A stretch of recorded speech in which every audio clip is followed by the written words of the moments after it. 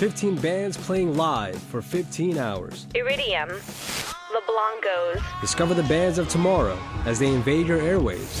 YJY, Take a stand by supporting New York and New Jersey's local artists. Hey Anna. That's Friday, April 17th from 9 a.m. to midnight on the only radio station brave enough to handle this much kick-ass music. Brave New Radio. WPSC-FM 88.7, Wayne, New Jersey. Part of the William Patterson Broadcast Network. Brave New Radio. The views and opinions expressed on this show are solely those of the host and guest and are not necessarily supported by WPSC 88.7 FM, station management, or the station owner, William Patterson University. Anyone wanting to offer differing opinions may do so by calling the show at 973-720-2738. Abusive callers will be rejected. Now here's your program on WP 88.7 FM, Brave New Radio.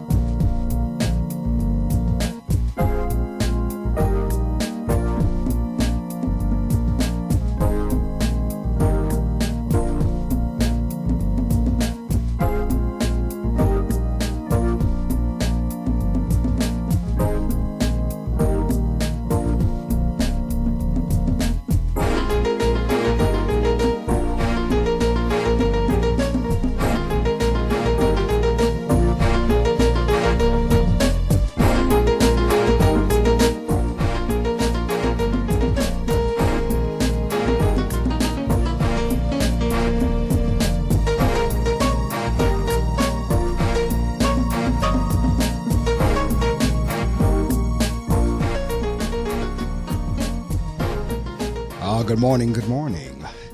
Good morning to you. And yes, if you can hear my voice and if you can hear that music playing in the background and you're tuned to gobrave.org or either WP 88.7 FM, you know it is another opportunity and another edition of The Reading Circle with your host, Marc Medley, and I am he. We are indeed here together again on a Saturday morning, this Saturday morning, March the 21st. We made it in this morning despite the little bit of snow that we did get yesterday. We are here. We are up and ready to go. My guest is on the line. All the systems are working. So we are in for a treat for another edition of The Reading Circle with your host, Marc Medley. You know the drill, folks. I'm going to challenge you to do this throughout the show, particularly every time we get ready to share some information with you. Get on all your social network sites and let somebody know that The Reading Circle is indeed on the air this morning. And text them and tweet them and Facebook them, LinkedIn them, Pinterest them, Instagram them. Tell them all to go to gobrave.org because we are streaming all around the world. So I tell you what, without further ado, we're going to go ahead and kick off the remainder of the show in our customary fashion. I'm going to read from two books. I'm going to give you the weather, not in that order though. I'm going to give you the weather first and then introduce my guest, and our interview will be underway. So with the weather, right now it's 27.9 degrees. We are working our way up to a high of around 49 or 50. Going to come back to a low of 28 tonight. Expected to be clear to partly cloudy tonight. Slight chance of showers, 20% chance. And then tomorrow, Sunday, we're going to have a high of 38, a low of 21. Mainly sunny, mostly clear tomorrow night. Then on Monday, mainly sunny, high of 39, low of 21. Tuesday, sunny along with a few afternoon clouds. Clear, low of 28. That high is going to be 46 on Tuesday. And then on Wednesday, 50, low of 41. Sunshine in the morning, followed by cloudy skies during the afternoon, high near 50. 70% chance of precipitation on Wednesday night. So it's going to be cloudy with light rain developing after midnight. But believe it or not, folks, spring has sprung. It came in last night around 6:45, somewhere around that time frame. We officially crossed over into spring, even though the snow was on the ground. We crossed over into the spring season. I don't know about you, but I am glad about that. I can't wait to get back outside on my bicycle so I can start hitting the trails, start hitting the park out there in Saddlebrook, and then running that all the way to Ridgewood and back out to Rochelle Park and just in the road. I'm just waiting to get back out there on the road to get this, because I'm not going to take it out in this weather because I have a relatively expensive road bike, and I'm not going to subject it to this weather that's out there now, but soon as it gets clear, I'm looking to get the tires pumped up and to get back out there. Well, I'll tell you what, reading from our books, from the book Money Blessings, Powerful Affirmations for Attracting Prosperity. Money is symbolic of wealth. However, real wealth is more than just money alone. That's what I try to tell my daughters all the time. Wealth is the ability to achieve optimum results in every area of your life. Good health is wealth. Having a sound mind is wealth. Great relationships are wealth. Lots of time to enjoy life is priceless. Real wealth, of course, also includes an abundance of financial resources as well. The affirmation, I enjoy the fullness of wealth. I do not limit wealth to finances. I know that I have more money than I will ever be able to spend. I choose to achieve optimum results in every area of my life. I enjoy a wealth of wonderful relationships. I am grateful for a sound mind and loving heart. I have lots of time to enjoy my wealthy life. Life is good, and I expect each day to get better. I know that's right. That was from the book Money Blessings, Powerful Affirmations for Attracting Prosperity. From the book Until Today by Iyanla Van Zant. Iyanla says, for March 21st, I open my heart and mind to be aware. Trust is the foundation I must build my life upon. You cannot realize the meaningful fruits of a commitment or an agreement if you do not have trust. Trust is the belief that you will do what you say you will do, regardless of what anyone else is doing. This does not mean that you should not expect other people to honor their word. Trust as the foundation of any relationship means knowing what you know about yourself, being willing to share that information with the other people involved, and believing that what you know about yourself can and will get you through whatever happens. When you don't trust yourself, how can you expect to trust someone else? If you are not willing to ask for what you want up front, you are not going to get it. When you make an agreement with someone without asking for what you really want, you will undoubtedly become suspicious of them because you know that they don't even know everything that you know.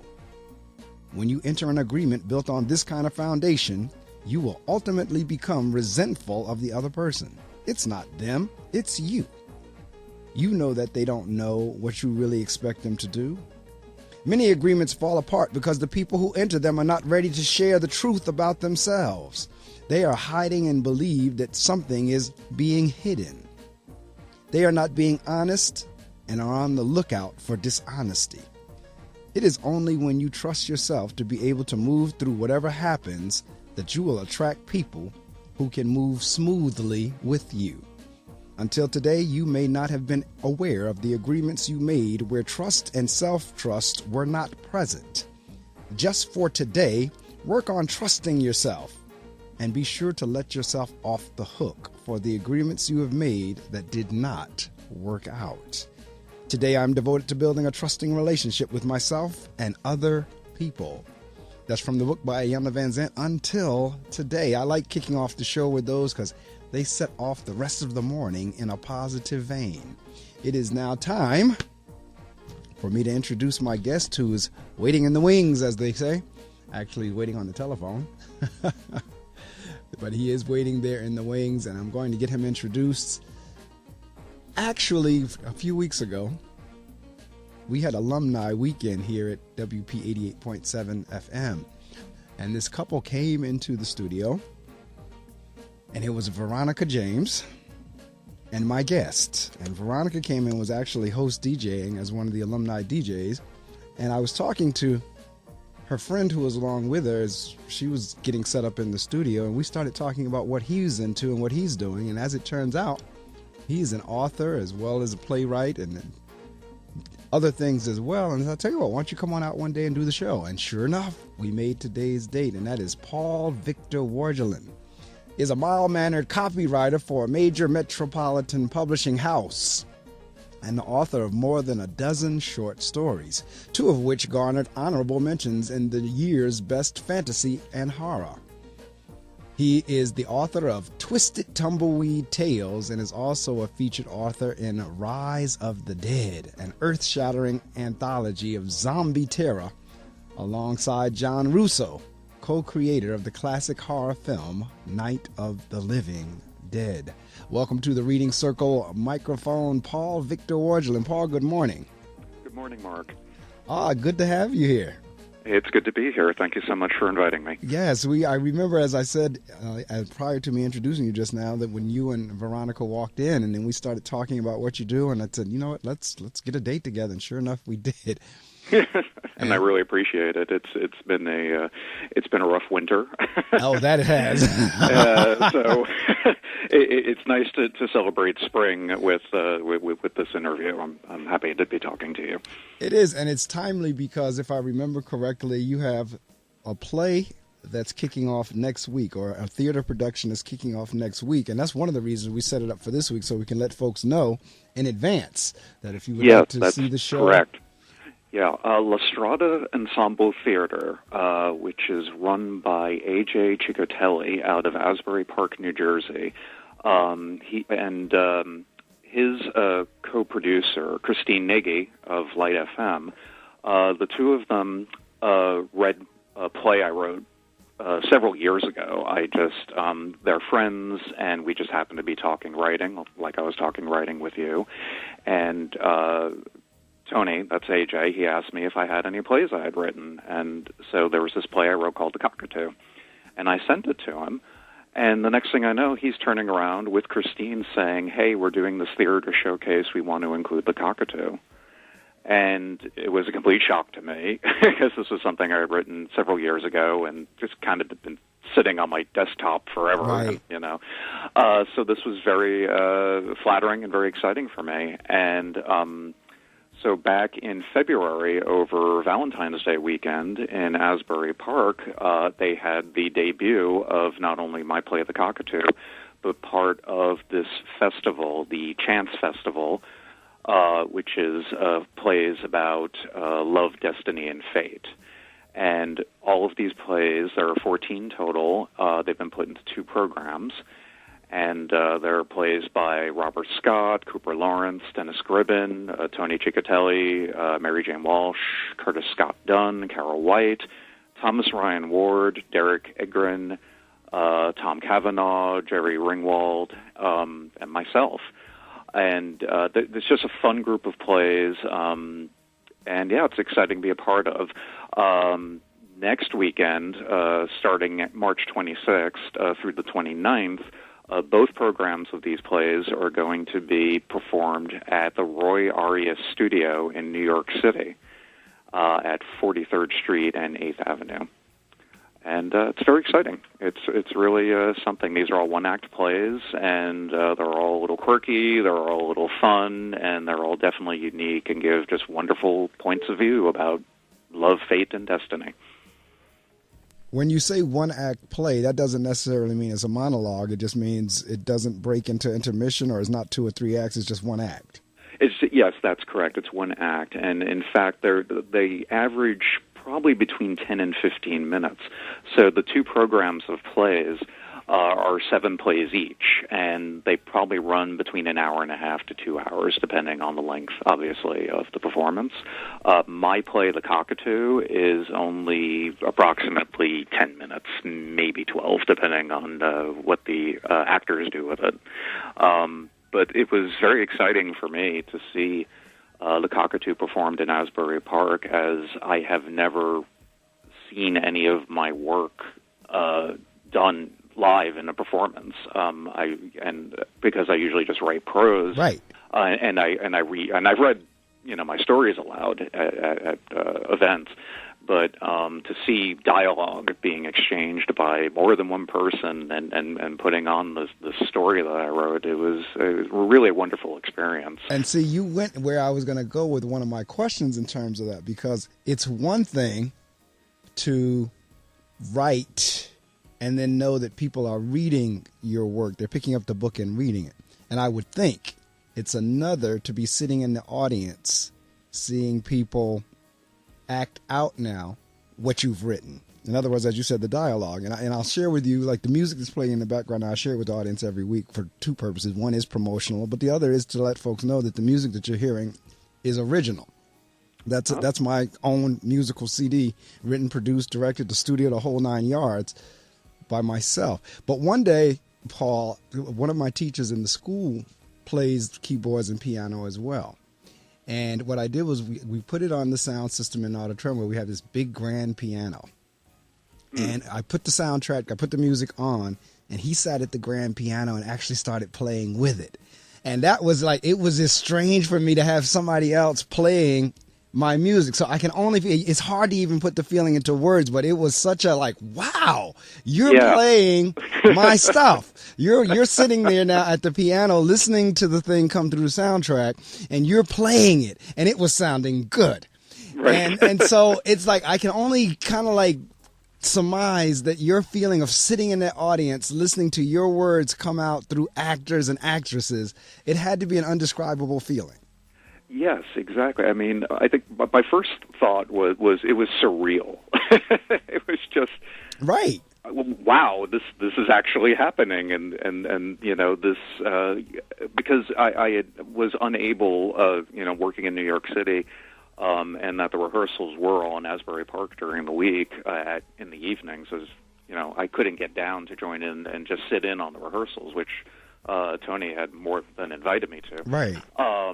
So I went in as an audience member completely. So I had no idea what to expect. I had no idea what the production was going to look like, and whatever expectations I had, they were exceeded. And it was also exciting for me to go in and experience it as an audience member. This way, I didn't have the baggage of, oh, I'm the playwright. And exactly. I have to be blah. And I really didn't want that, especially as this being my first-time performance of my work. And everyone was great, and I really enjoyed what they did with it. And I clearly put it in the right hands. My friends more than honored any vision I may have had of the play, which at that point I probably really even didn't have that much of a vision because, as I said, I've been sitting on my desktop for so long. So it was wonderful to see it come to life. Again, it is, for those of you in the listening audience, because Paul, many of the folks in the listening audience are either aspiring authors or playwrights or whatever they're aspiring to be. Where I'm going with the statement is, until you kind of experience your work either being read by someone or seen by someone or heard with someone, it is hard to get you to relate to the feeling that Paul and I are talking about. Because I am sure once we transition into his writing of books and short stories, the feeling is going to be somewhat similar. And those of you in the listening audience that have listened long enough, as I interview authors, I generally ask a couple of different questions. But one of them is, Paul, and we'll probably get to a little bit later, is when you saw the short story or the book or whatever with your byline on it, how did that make you feel? And like, say, for a lot of people, they sit down, they go through the writing process, and then if they self-published or however they publish their book, the book actually comes to them either in a box from UPS or FedEx or whomever, or however they get their delivery. And then they actually open that box up, and their book or their story or whatever has their cover and by such and such on there. And that's an indescribable feeling as well. I mean, I know you're writing short stories, but were you part of compilations, or were you the cover of the book or the whole book? Well, I'll backtrack to when I was 15 years old. Yeah, that's good, because that's usually where I start. It's like, where did the whole writing thing begin? And I usually work my way up to the question that I just asked, because we're actually doing your interview kind of backwards. I usually ask these questions at the end, but since we started with the play, it's bringing up the questions I normally ask at the end. But usually that's where I start, is where did the whole writing begin? Was it in high school? Was it as a kid? Was it... Yeah, I've written as long as I can remember, really, just coming up with strange scenarios based on whatever I was doing, whatever I was playing, whatever I may have been taking in as a kid, either from comic books or books or watching TV or going to movies and what have you. I know that, when I had my toys, it wasn't enough for me to just, have like G.I. Joes in combat with each other. No, I had to have some kind of elaborate scenario, with spies going on and, things leading up to the conflict. And I didn't think that was an unusual thing. Looking back, I'm like, man, my friends must have thought I was out of my mind. But when I was 15, and this I still find very amusing after all these years, the film Ferris Bueller's Day Off came out. Oh, I remember it. I've watched it many times. Okay. Now, out where I grew up out on Long Island, Newsday was the local paper, and this film critic called Mike McGrath, I'm pretty sure that was his name, and he gave it a so-so review. It was 2 stars and, adolescent fantasy garbage with a blah, blah, blah. And I took umbrage, and I wrote into the paper. I wrote the scathing editorial, and I sent it into the newspaper. And a couple of days later, I get a phone call, and they're like, "We're going to print your letter." Right. And I was like, "Really?" And I think Mom bought a dozen copies of the paper that day. That's and right. Brought them all home. That's right. And so that was the first time I'd seen my byline in print. Was this defending Ferris Bueller's Day Off in the editorial column in a newspaper, and I was like, I like this. I can get used to this. That's this whole right. byline thing, and so that was it for me. And of course, I still have copies of the paper in a filing cabinet somewhere. I can relate because as a kid, I would do the same in terms of writing letters to the editor of, well, now it's the Herald News. At the time, it was called the Patterson News. And you're so right in terms of, you kind of look at that and say, okay, you know what? First off, the fact that you got accepted. Exactly, the fact that something you sent into a newspaper, and a major newspaper at that, somebody's calling you to say, we're going to publish it, we're going to print it. All right. So that alone is like, wow, maybe I can do this. But it's just really powerful, that whole notion of once seeing your name and your work in print. And a lot of people think you do what you do in terms of that for money, but it's kind of like that opening thing that I read. Most artists, unless you get to like Michael Jackson status or something like that, really don't make a whole lot of money, but they're not doing it for money. Yeah, exactly. There's so many other intrinsic things that are involved as an artist. Yeah, it's a calling, for lack of a better word. Right. I mean, it's something that certainly for me, and I think anyone in any art, it's just a natural state of being. Right. So for me, okay, going back to my school days, I took writing classes in high school and college, and I think, no, I don't think, I know for a fact, a lot of the people in these classes, easy A. We go in, we make up a paragraph, and, fine, it's a good way to get through school.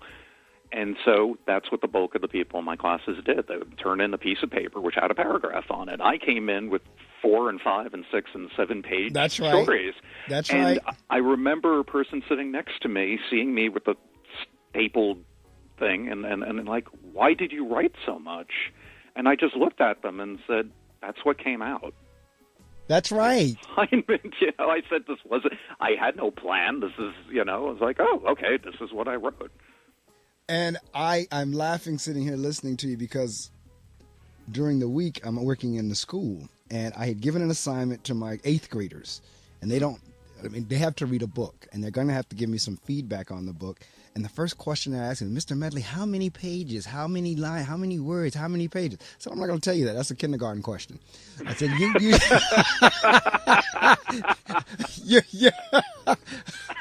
I like that. I mean, the lower, because, in the lower grades, they tell you, we want you to write 5 paragraphs or a paragraph or whatever. But once you get to 8th grade and heading into high school, it's kind of like what you just said. And, write what comes out. And I can tell you this is not going to be 1 sentence or 1 paragraph. That I can tell you. But you should be able, based on having read this book, give me some feedback in more than a sentence. And where I'm going with this is, again, it's not the fact that you said that people think that like that's an easy A. Writing is anything but an easy A. Exactly. I mean, I think, especially these days, with That's right. mail and texting and everything, and Twitter, and it's like, I could just jot out something pithy and witty and Right. 140 characters, and that makes me a writer. And it's like, well, I mean, it's like I can unplunge a toilet and Right. make me a plumber. Right.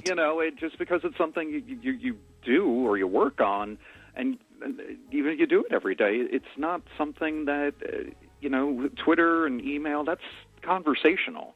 Right. And I'm not saying you can't create something witty and pithy in that situation, but, don't just presume it's like, oh, now I'm writing War and Peace or whatever, I mean, Correct. There's more to it than that, and it takes practice, it takes discipline, and Right. it takes desire and acting. It really does. And when you were talking earlier about, you said your friends may have thought you strange, and I'm sitting there listening to you.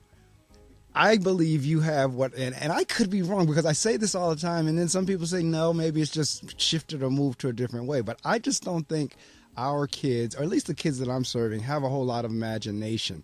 And I think imagination has been wiped out, exactly as you just said, by Twitter, by all these other social media sites, by video games, so forth and so on. I could be wrong. Someone could challenge me on that and say, no, I think it's just a reverse. But I just don't see kids that had the type of imaginations as what you were describing, that could sit there and come up with a story just pull it literally out the air. It's interesting you bring that up. A few weeks ago, I came upon an article about Steven Spielberg movies of the 80s, like E.T. and maybe not Close Encounters so much, but it had the Goonies. It had to do with kids starring in those types of films, and how back in those days they would go off on an adventure. They get on their bicycles and they go riding off into the woods. Right. They go and they find an old beat-up car and like, oh, what's this all about and everything. And a lot of the people who were writing about these films were saying that current films with kids do not have that sensibility because, you can't have the kid, if he leaves home, he's not so much in jeopardy because he's got the cell phone. Right. So the parents always know where the kid is these days because the kid has the cell phone. And maybe they're less apt to go off on their adventures because they're walking around with a mini computer anyway, and they're more interested in looking at this 2x4 screen than looking at the world around them. And I thought it was a really interesting editorial and opinion column on how kids are today as opposed to how they were back then, and how Hollywood, like J.J. Abrams, made that film called Super 8, which was a complete Spielberg homage, and it took place back in the late 70s, early 80s. And they were saying, can you have a modern-day film with that kind of sensibility? And in the comments section of this article, a lot of parents were chiming in, and they were saying, oh, no, my kids still, go off on adventures and everything, but it's a different world now, it's more dangerous, and so, no, I wouldn't let my kids do what I did when I was a kid. And, not being a parent, I can't judge one way or the other. It's not fair for me to make that judgment call saying that parents are too strict or they're not too strict. I don't have a kid. I don't know. I could understand certainly the paranoia of letting your kid wander off these days, especially when we're inundated with media that basically tells us it is unsafe to step off our curb these days. Yeah, pretty much. Yeah, so I think that I think kids, like adults, we need to all be treated individually. And I'm sure there are kids out there who do have imagination, who are doing things. And it's just, they're not getting covered by the media. Right. Everything's about, this kid said this on Twitter, or this kid did a selfie of himself in a compromising position and posted it to the school board or whatever. It is weird. It's a very weird time. I can't imagine what it's like raising a kid today. Oh, when they're exposed to so much more. Yes. You know, we were growing up, we had television. Yes. You know, that was it. You know, and we would sneak out to them to a rated R movie maybe, but you know, today you don't have to do that. You can just flip on your phone and it's all there. And it's there. It really is. And you're so right. There are still kids that have imaginations. As a matter of fact, I laugh because when I make that statement, my kids who get in trouble get real creative. Their imagination kicks in real good.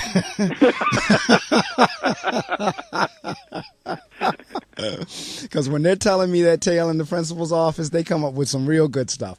And I tell them, why can't you use that same skill whenever your language arts teacher tells you to make up a story?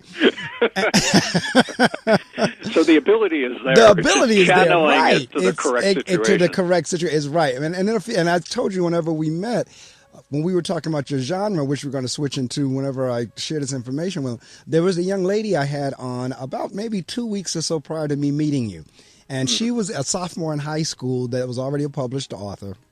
And her book was about vampires. She was now writing about the vampires, and I'm trying to think of the name of the book, but it had something to do with, they were like teenage vampires, and it was a whole teenage setting and what vampires do as teenagers, and it was kind of like a modern day or a vampire Romeo and Juliet, or either that play the Capulets and the West Side Story. It was like a modern day West Side Story, Romeo and Juliet, except for the setting was vampires.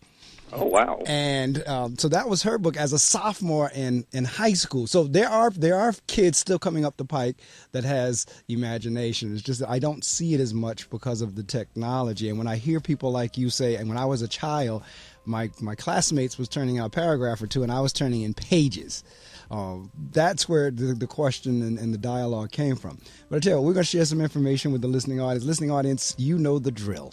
Get on those social media sites that we were just talking about, and I want you to let someone know that Paul Wargelin is on the air with me. We're having a fascinating conversation.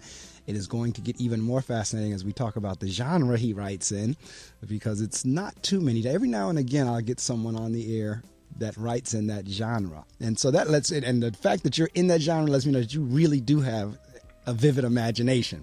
So let someone know that Paul Wargelin is on the air with me. Tell them to tune in to gobrave.org if they're anywhere around the world. And if they happen to be in the northern New Jersey area, they can tune to WP 88.7 FM. Do that. I'm not taking a break. I'm not going anywhere, and neither are you. I stopped saying that, Paul, because people actually thought, no, it's not break time. I need you to stay near your speakers. I'm here. Take a look under your bed. Find stuff under there? What about jobs? No? Now try your basement. There's a pair of overalls that overall you're not so into anymore. A perfectly good laptop that hasn't seen your lap in months. And even more stuff. But still no jobs? Well, you really have both. See, stuff is defined as household articles considered as a group. Sometimes this stuff is no longer needed. Wait, no longer needed? That can't be right. Because remember those jobs you were looking for? Those are really needed. And they're the stuff inside your stuff. Even inside that winter coat that moved with you to Phoenix. Our job is to unlock those jobs. And it starts when you donate your stuff to your local Goodwill. Here's how we do it. When you donate to Goodwill, we sell your stuff to provide job training for people right here in your community. So just by teaming up with Goodwill, you help create jobs. And isn't that worth parting with the leftover keytar from your 80s cover band? Goodwill. Donate stuff, create jobs. Find your nearest donation center at goodwill.org. A message from Goodwill and the Ad Council. In 50 feet, turn left. Why are you driving so slowly? After a few drinks, I'm taking it slow. Well, you're not fooling the cop behind you. What? Get ready to pay in 0.1 miles. Getting pulled over for buzz driving could cost you around $10,000 in fines, legal fees, and increased insurance rates. Nothing kills a buzz like getting pulled over for buzz driving, because buzz driving is drunk driving. Brought to you by the National Highway Traffic Safety Administration and the Ad Council. Say, Dave, do you know that One Direction had the #1 stadium tour this year? No. Do you know that YouTube won't make the same licensing deal with the indie labels that it does with the majors? They won't? Do you know that Vivo only airs videos from Sony and Universal and does not censor any material? Hey, Steve, how do you know all this stuff? Because last semester I tuned into Music Biz 101 and more on Wednesday nights at 8 p.m. on WPSC Brave New Radio and heard industry guests talk about all of this stuff. That's that cool show from the Music and Entertainment Industry Management Department on campus that you can call in or tweet questions about the music biz, right? It's the only one in the country, and it's a Stitcher Radio podcast as well. Wow, so the show airs live every Wednesday at 8 p.m. I bet they have great guests lined up. I'd like to learn more about touring using social media and DIY stuff. Just coincidentally, the semester show will include tour manager Dave Laurie, social media whiz Sean Rosenberg, and from Clifton, Sean and Rachel from Blue Raven Entertainment. When's that show on again? Wednesday nights, 8 p.m., live only on 88.7 WPSC Brave New Radio. And it's free! You're listening to The Reading Circle with Marc Medley on Brave New Radio.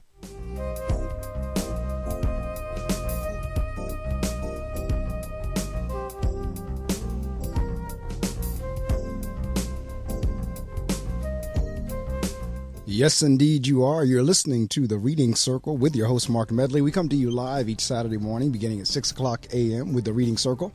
We move on into the M&M hour at 7 and then the Martha and Friends hour at 8. Paul, what I started doing recently was when I hear something that was really like witty or really something that would work well on Twitter, I actually quote something my guest said during the interview. And I just wanted to make sure I had this one right. I think I do. It says, unstopping a toilet with a plunger makes you no more of a plumber than writing on Twitter makes you a writer. Am I correct? Is that how I said it? That's a good paraphrase for something I muttered at 6 o'clock in the morning. It's close. So that's the quote right now I'm getting ready to send out throughout all my sites from you all on the show. But it's so true, though. And many people, because in education, you can see the writing skills of the kids diminish as a result of social media. Because, you know, on Twitter, since you're limited to those 140 characters, people substitute the letter U for Y-O-U, the number 2 for T-O, so forth and so on. I actually started seeing that showing up in the kids' writing and their work. Wow, that's fascinating. Yes, I mean, it's like text ease, Twitter ease, and all that has creeped into English class or language arts class that we call it now. Right. And it's sad because it's like, all right, you're not differentiating between, okay, maybe you have to do that for that medium, but now we need you to really write. Exactly, yeah. That's incredible to me that they're taking those shortcuts with that. Do you feel, from your perspective as a teacher, are they just not enjoying the act of writing, the craft of writing? I believe that's a part of it. I mean, I think that's one of the reasons this show even came into creation 14 years ago now was to try to increase the level of interest in reading as well as writing. Mm-hmm. And for many students, they really don't enjoy that task. I have the conversation quite often with children. Well, you know, what sport do you play? And the child will say basketball or football, whatever. And I asked the kid the other day, I said, all right, listen, you play basketball. Do you practice dribbling? He says, yes. And I said, well, if you don't dribble well, what does the coach have you do? He said, dribble more. I said, oh. I said, do you practice foul shots or shooting? He says, yes. I said, and if you don't shoot well, what does the coach have you do? He says, shoot more. I said, well, the same concept applies with reading and math and everything else. If you don't read or write well, how do you think you get better at it? You have to do more of it. So there's a long answer to some of the children really don't enjoy it. But at the same time, they are writing because they're doing it on their social media sites. It's just a matter of, again, okay, look, we're not taking those short. And I know for you, this probably, as a copywriter, is probably cringing your ears. Well, you know, for oh gosh, yeah, for my day job, copywriting, it's difficult because that's a completely different discipline, right? Than Twitter writing, right, or even fiction writing, or writing a letter. I mean, it's, you know, you're focusing on a particular product, right, and you're teasing it, and you're crafting specific language, correct, in order to make that product stand out. Correct. And the barriers I run into to make that happen, and I've been doing this for a very long time, don't change. Because everybody that I work with has a different idea of of what those words need to be and how they need to be presented. Correct. And these days, where everything is marketed on the internet or on Twitter, we use what's called SEO, search engine optimization. Correct. So we need the first 25 words have to have the language that we know will come up on a Google search that will point out the product. And that takes discipline to figure out not only that you have to mention specific words that we think people would search for, but how to put it in a sentence that sounds normal, that reads well, that's grammatically correct. That's the challenge for me these days with my day job. I can't imagine it not to be. But as we went to my information sharing time, also known on other stations as a break, I alluded to the fact that you're in a genre that I've had a few guests on over the years, and I'm always fascinated by it, and that is because Paul is in kind of like the horror genre. The horror, the I think you even have done something with the vampires as well. I've got I've got the zombie story. The zombies, okay. In Rise of the Dead, which came out. That was a very fortunate, like the Cockatoo with the plays. Rise of the Dead was a coincidence. Around the same time as the Cockatoo was first getting going into production, this was late last year. My good friend, an old high school buddy named David Fairhead, who is an author in Pittsburgh and has an internet radio station he calls Kettle Whistle Radio. All right. He interviews authors and artists and musicians in that area, and he posts these podcasts on a weekly basis regularly. Anyway, he and I found each other on Facebook a few years back. We've been in touch, and of course, when he and I were back in junior high school together, we would be, rather than paying attention to class, we'd be writing stories and showing them. Those were the notes we were before phones, kids. We were exchanging pieces of paper, weird stories back and forth. Those were the notes we were exchanging in class. And so it's been fun to find him and reconnect and try to make this long story short. So he got his zombie story accepted in this anthology called Rise of the Dead from Burning Bulb Publishing over in Pittsburgh. And since he's been living there, he has become one with the community of horror writers down there, because Pittsburgh is where George Romero and John Russo created the original Night of the Living Dead back in 1968. These guys were a couple of commercial filmmakers, and this was a feature they had wanted to do, and, they shot it themselves, no Hollywood involvement, and, of course, this thing became a cult classic. Right. And so John Russo is still living in the area, and he's hanging out with all these guys, and so he wrote the introduction and gave his blessing to and created an original story for this Rise of the Dead anthology. All of the stories within it take place in 1968. That was the theme of the anthology. It was all these stories would take place the same year of the original movie. And so David called me and said, "Man, I'm in this anthology with John Russo. This is fantastic. This is one of our childhood heroes, and this is such a coup for me." And I'm like, "Yeah, this is great. Congratulations." And then he mentions to me, "But it's weird. There were some other people who were accepted in the anthology who didn't get back to the publisher, and they didn't sign the contract." And, Mark, I don't know where the audacity came from, but all of a sudden I just said, "David, if the guy needs another story, I'll bang one out." There you go. And he's like, "I'll get back to you." He called me the next day. He said, "You have to the weekend." And, nothing like a good old deadline. Yeah, I was like, what did I do, and, a 9-hour stretch, and I ended up turning around and editing a story that turned out to be 3,000 words. I submitted it, and the next day I got a contract.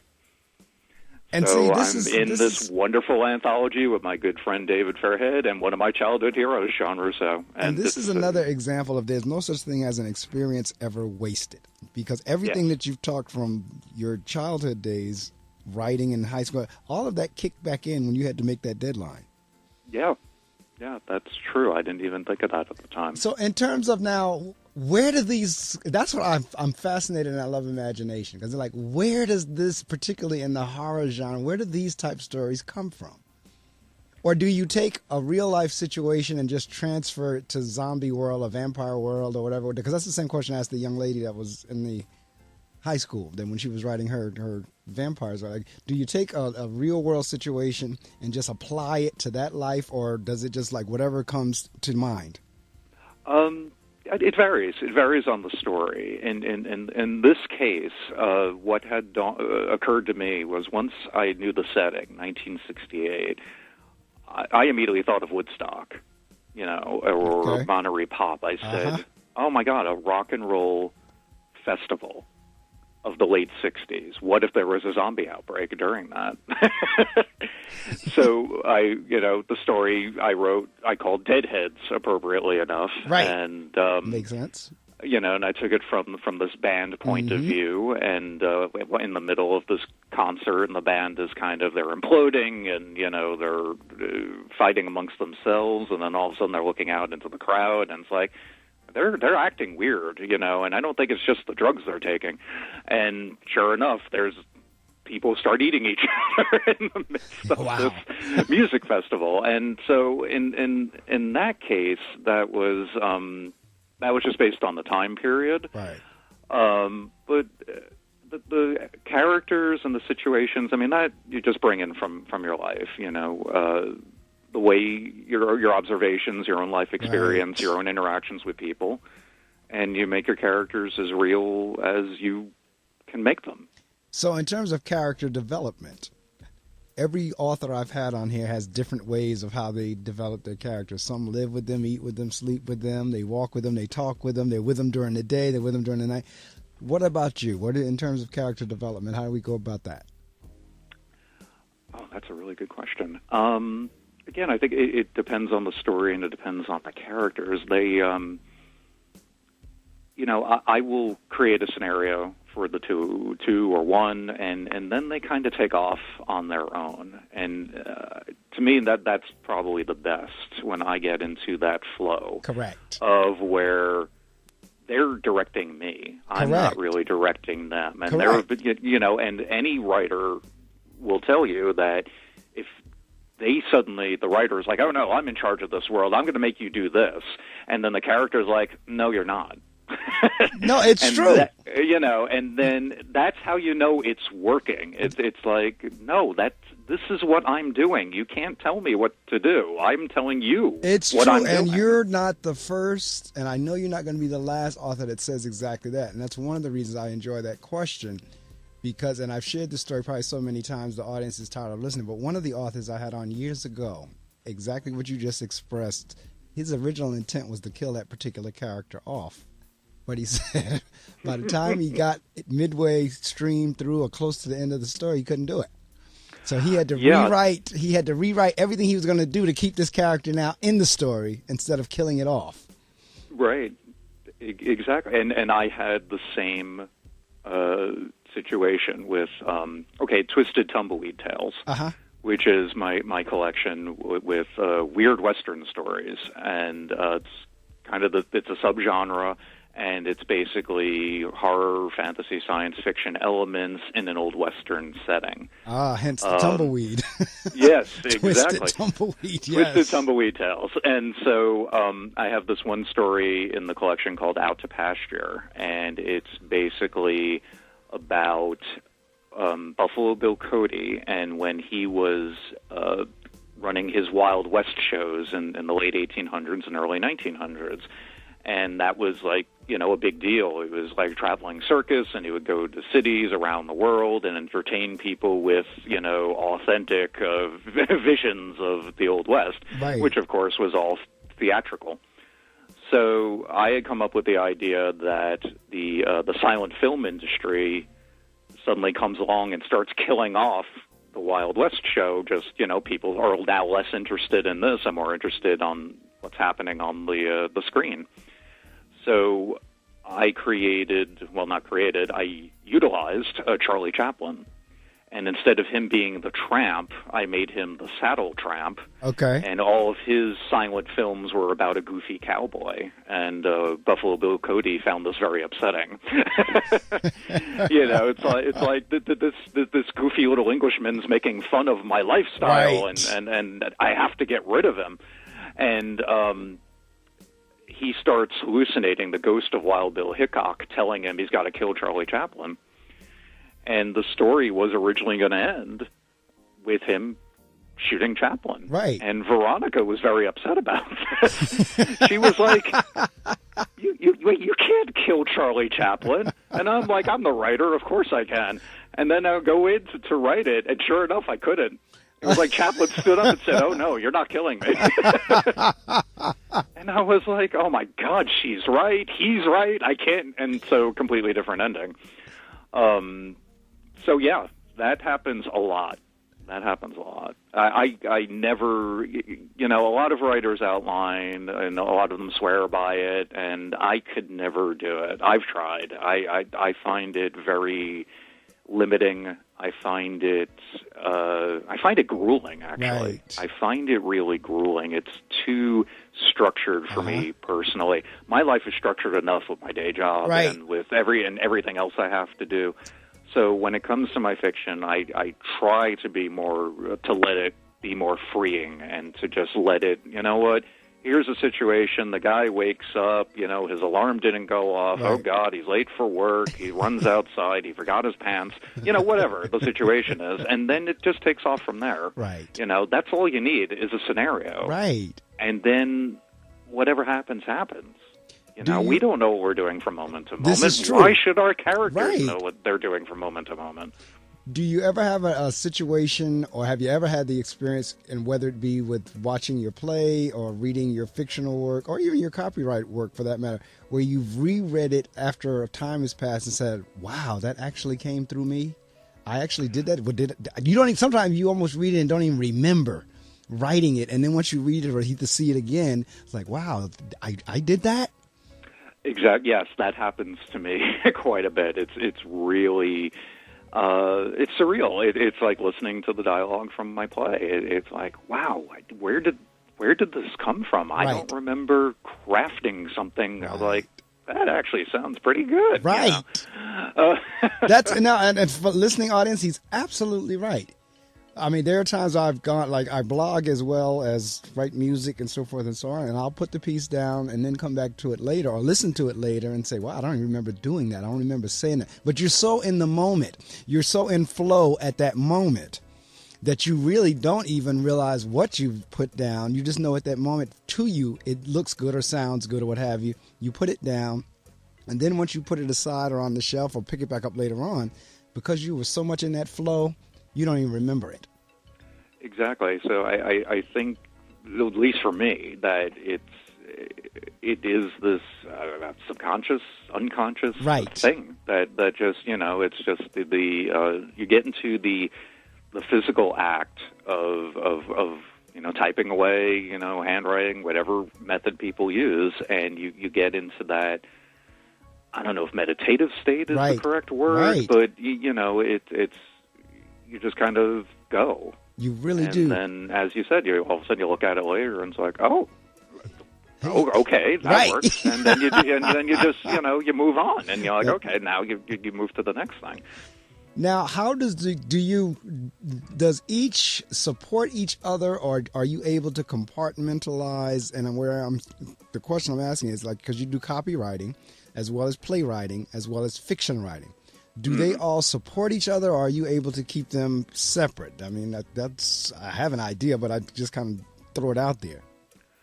Well, obviously, it's like having a toolbox, and you're selecting different tools for what you're utilizing.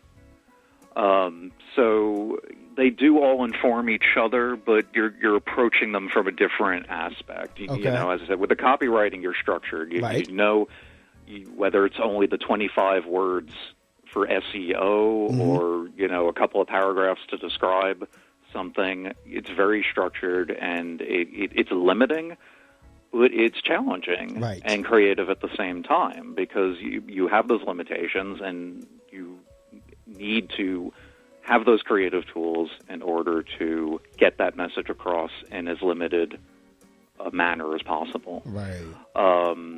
The playwriting is, I find that quite challenging when you're just, relying on dialogue. And you throw in a sentence or a paragraph here to describe a setting, or right. Maybe to describe an action of the character. But in the end, certainly with playwriting, is you're turning it. This is eventually going to be turned over to a director and actors. Correct. To bring to life in a way that, and prose is completely different as well. Right. I have been told by people who've read my prose that I am a very visual writer, and in terms of my descriptions and the way I set up scenarios and describe them. So, to me, I look at it as I've got a movie running in my head all Correct. the time. And and for the horror genre, I would expect that to you'd have to almost be visual. And I know as a kid, I used to love to go to, particularly as a teen, I would go to horror movies, and what stopped me was Friday the 13th 1. Whenever I got to the first Friday the 13th, there was a couple of scenes in there where the people got the Jason, I guess whoever it was hiding under the bed and actually came up through the bed with the knife, this, that, and the other. I had like nightmares for 2 weeks with that scene, and after that I stopped watching horror. But even with reading horror, because Stephen King is just, when it comes to that genre, is dynamite. And so even reading his works, most of his movies and the books are very close, and that's rare, because a lot of times the movie is a watered down version of the book. Yes, that's true. Stephen King's is very close. Yeah, and I think probably one of the best examples of his work, both the novel and the film version, is Misery. Right. Now, I remember distinctly reading Misery in college. And in the book, for those who don't know what it is, it's about a writer named Paul. You can tell I took this one very, very personally. Being kidnapped by his number one fan and essentially tortured. Right. Now, so in the book, he's lying in the bed. He was in a car accident, which is where she found him to begin with. He's all laid up and everything. Broken up. That's right. He's all broken up. But he's been healing somewhat. Right. And he's all set to leave. But his tormentor Annie Wilkes gets really annoyed with him, right. And because she finds this manuscript about him killing off her favorite character, so she chops off his foot with an axe. Right. And the way King described this in the book, and I'm in bed, I'm reading this. I get to the end of that chapter, I'm shaking. I put the book down, and I didn't realize at the time. After I put the book down, I looked down in my lap. I had curled my leg underneath me. Uh-huh. I was I was lying in bed, so my legs were spread out, but I had curled the leg with the foot that got chopped off in the book beneath me while I had been reading it, and I was completely unaware I did it after I put the book aside. I know, because for me, his book Pet Sematary. Oh, yes. And I'm reading that. There was to this day, I can remember reading that. The character was Vic Pascal. Mm-hmm. And there's a scene in the book where he's actually literally hanging. His head is peeping, I guess, through the bedroom door. But the way King describes his face and his body, because I think he had come back from the dead as well. I think they had put him in the Pet Cemetery, and everything in the Pet Cemetery went in there, and they came back out gruesome. And I believe Vic had been in that. And the way he describes him, I was the same way. I went to sleep that night and saw that in my dreams from reading it. It wasn't even a matter of watching it on the screen. Just from reading it, it came back in the dream. So we're saying all that to say, and particularly in the genre of horror, you do almost have to be very visual, very descriptive, to be able to come up with whatever it is that's to scare you or to be horrible. You have to really get into the blood, or you have to get into the disfigurement, or you have to get into that. You have to be able to convey that. And so I think for those of course, you, there's the line between writing those types of scenes effectively and for a reason, right, and then doing gore for gore's sake, right, and that of course is why in the late 80s and early 90s the horror genre, as the publishers had created it, died out. Right. Because all they were doing were putting out these ghastly books, right, with really weird and gruesome-looking covers, but they didn't have substance. The storytelling ability that someone like Stephen King's got. So, it's one thing to create something effective that's going to, spook the reader or make the reader think or whatever. It's another thing to just gross them out. Yes. I mean, I don't think that's the same thing. Oh, I agree with you. I'm with you there. Now, in terms of, because your day job is with a publishing house, did you wind up using the publishing house for your work, or did you self-publish, or what process did you use to get out there, to get your work out there? Well, because I was, it's mostly short stories. A lot of those were previously published in small press magazines, and some online things. But for the collection itself, I went with Crossroad Press, which is a small press publisher founded by David Neal Wilson, who himself is a longtime horror and fantasy writer. Okay. And we had a mutual friend named Craig Spector. And Craig Spector, back in the mid-'80s to early '90s, with his writing partner, John Skip, they wrote about 6 novels together they collaborated on. And they were these visceral horror authors, but they were also into social commentary. Right. And as a result of blending these two things, they became known as the splatterpunks of that movement that was basically very visceral horror, but people only concentrated on the fact that they were talked about the gore and not about the fact that these guys were commenting on social issues of the day. Okay. And anyway, I interviewed Craig for a website many years ago, and he and I occasionally still chat. And he was bringing his and John's books back into ebook form through Crossroad Press. And he wanted me to work on copy editing and copywriting one of the books for the ebook version. So he put me in touch with David, and I had noticed on the list of Crossroad Press titles that they had done short story collections. And short story collections are not big sells for major publishers. People just don't seem to like them, and I find that very ironic in this day and age when everything is so quick, shorthand. That's right. Everything is microwaved. Everything, yeah. So whether it's a 45-minute television show, 20-minute sitcom, or a Twitter thing, or readers will read a trilogy of 800 pages each, about dragons and dwarves and things, but they won't read a 10-page short story. I find it funny. So I pitched my short story collection to David, and he liked it and went with it. And so it originally came out as an ebook collection, and then I asked people, if my friends and family I started with, would they like a physical edition of it. So we took advantage of print-on-demand technology. And so you were asking me much earlier in the show how I felt when I saw my name on a physical copy of the book. When that finally came my way, when I actually had a print edition in my hand of Twisted Tumbleweed Tales, it's indescribable. It is. It was just, wow, to see this thing physically exist and to sit on my shelf, and it's just a wonderful feeling. Absolutely wonderful.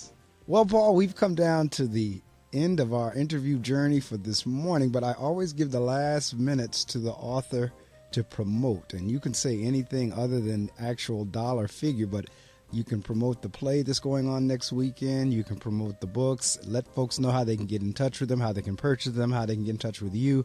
The mic is yours. Oh, thank you so much, Mark. Okay, so I have my short story collection, Twisted Tumbleweed Tales, is available at all internet retailer sites, your Amazon and your BarnesandNoble.com. Check it out, and if you do check it out, please do me a favor and write about it. Leave a review, because the more reviews of my books that show up on Amazon, the more likely other people are willing to check it out. Rise of the Dead is also available from those venues as well. If you're, The Walking Dead is coming to the end of its season. You're going to need some additional zombie stuff to keep you going. So I recommend Rise of the Dead. Check it out. It's right. Really fun collection, and keep you hungering for more zombie stories. And of course, the Chance Festival, series of one-act plays of Love, Fate, and Destiny are going to be performed from March 26th through March 29th in New York City at the Roy Arias Studio. You can go to LaStradaEnsembleTheater.org to check out tickets. They're only $20, and you get to see a whole bunch of plays and experience a whole bunch of new actors and writers, and you should go check them out. And the name of the theater again? Is La Strada Ensemble, and I just called up the website. It's LaStradaEnsemble.org. All right. Well, folks, you've gotten all the information. Go check out the play, check out the books. Paul, thank you so much for rising early to join me this morning. I had a blast talking to you. It's been great talking to you too, Mark. Thank you so much for having me. I wish you nothing but the best. Thank you. All right. Take care now. You too. And tell VJ I said hello. Absolutely. Will do. You have a good day, Mark. Thanks, you too.